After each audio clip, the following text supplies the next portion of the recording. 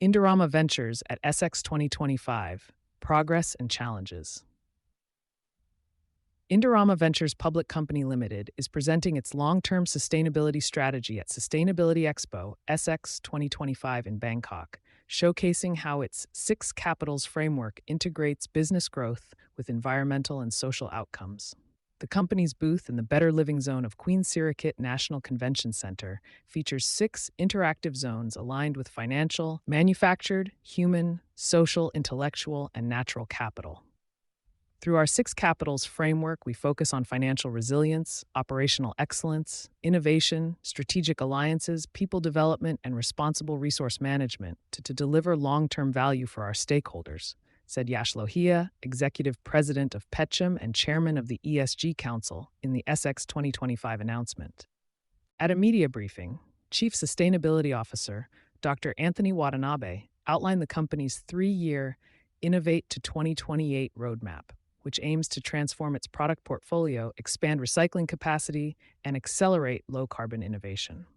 While Indorama Ventures highlights progress across sustainability-linked finance, PT recycling, and R&D, critics continue to point out the challenges of high emissions, dependence on fossil feedstocks, and its place in global plastic waste rankings. The good: scale, finance, and innovation. Indorama Ventures is the world's largest PET tea recycler. In 2024, the company recycled 26.4 billion PET bottles, preventing an estimated 2.6 million tons of plastic waste, and says it has recycled more than 150 billion bottles since 2011, equivalent to avoiding about 3.8 million tons of CO2 emissions. The company has raised over $2.7 billion in sustainability-linked financing between 2018 and 2024 to fund efficiency, decarbonization, and recycling projects. It has also invested more than $33 million annually in R&D, reporting 483 new product launches in 2024, including BioPET, fully recyclable PET bottles, and bio-based surfactants. Education is another pillar. The company's Waste Hero program has reached more than 1.1 million students in 1,360 schools worldwide, promoting recycling and sustainability awareness. The bad: emissions and financial strain. Despite its recycling leadership, Indorama Ventures remains heavily dependent on virgin plastics. Its annual PET production capacity exceeds 14 million tons, and recycled rPET still represents a relatively small share of output.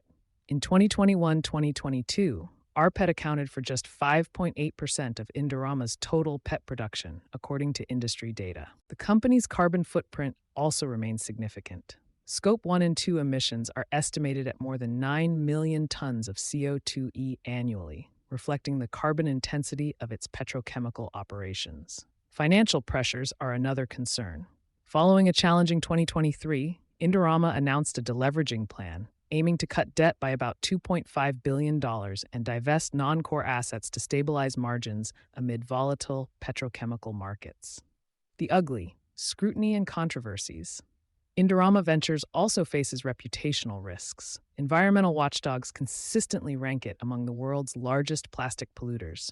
Chemsec's 2024 Controversies report cited wastewater discharge violations, chemical leaks, and inclusion in global plastic waste analyses.